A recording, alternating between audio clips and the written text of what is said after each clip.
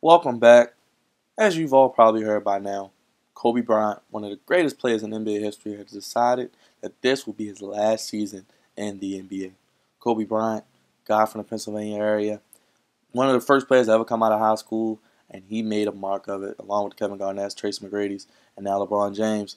He has definitely showed that you can come out of high school and ball out, and definitely one of the greatest players at his position, one of the greatest players of all time.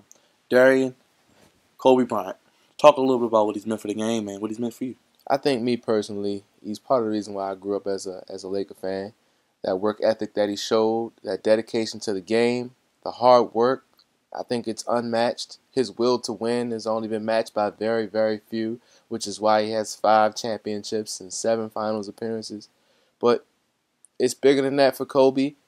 He's done it through a myriad of off-court issues and even on-court struggles with turnover in the franchise. And though the Lakers aren't where he deserves them to be, he's still playing and he's holding out hope.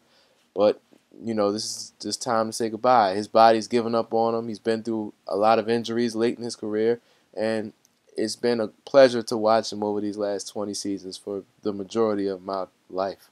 Exactly. When you think about the Lakers, he has to be one of the greatest up there with Magic Johnson.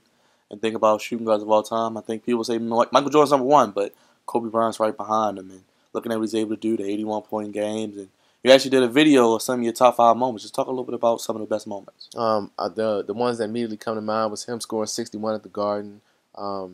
Things like him winning a dunk contest in 1997, him scoring 62 and 3/4, outscoring the entire Dallas Maverick team by itself. That scoring season where I think it was the 05-06 year where he averaged 35 a game for the season.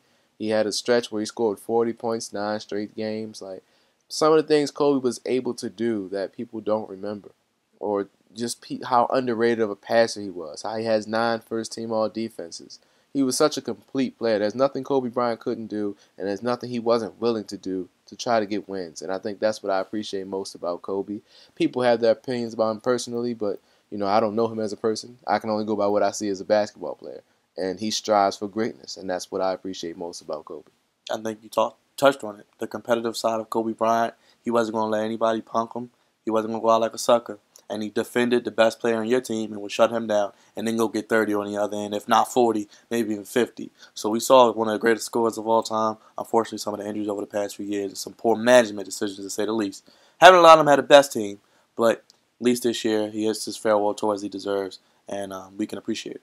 I think one thing that also goes forgotten about Kobe Bryant is he's the first ever perimeter player that was drafted out of high school, which is why he didn't play as much in his first 2 years. But I think that the development that he showed from those infamous air balls in Utah to waiting for Shaq to get hurt and then him taking the game over in Game 4 of the 2000 Finals against Indiana to win his first championship. Or when Shaq left town and he's now the leader, the unquestioned leader with Pau Gasol and Lamar Odom, that Laker team that won back-to-back in 2009 and 2010.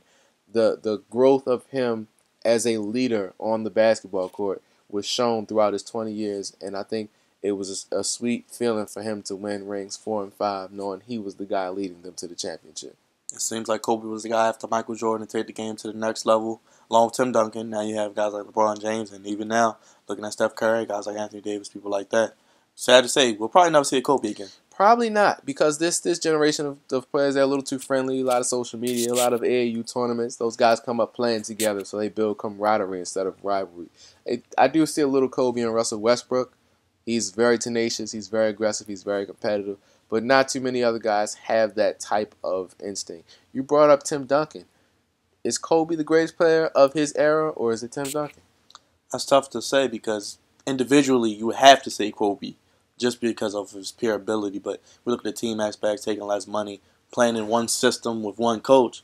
Tim Duncan with unstoppable move and being the greatest at his position is, it's a debate. I think it's a toss-up, but personally, I think because of what Kobe had to overcome, he didn't have the same coach. He didn't have the same system. It wasn't always talent around him. Timmy with Manu, Tony Parker, and now even Kawhi Leonard and LaMarcus Aldridge, the Spurs have kept Tim Duncan surrounded. Before them, it was David Robinson. So they've always had talent around Tim Duncan, and that allowed him to get his 2 MVPs and his 5 rings as well in his 6 finals appearances. So the Spurs have been the more consistent franchise, and Kobe kind of overcame things like when they traded away Shaq. They had those dark years where they were starting Kwame Brown and Chris Mem. And Smush Parker. Don't And forget about that. Smush Parker. I agree. And Kobe got those guys to the playoffs and almost beat the Suns in the first round with a classic Kobe moment. That was another one. The game winner in the playoffs against the first Phoenix. shot over the backboard a little bit. Yeah. And then the game winner where he pull up from the elbow. Yeah, exactly. Beautiful. They were up 3-1, but dunk on Steve Nash. Oh, the dunk on Steve Nash was great. They went on to lose that series, unfortunately. So, you know, again, great Kobe moments. I'll always remember those special moments that I got to witness watching Kobe Bryant throughout the majority of his career. We'll definitely put a link to that video in the description so everyone can check it out. But we'll definitely miss Kobe, and we'll see what the Lakers do from here without their leader with a good young core. We'll be right back.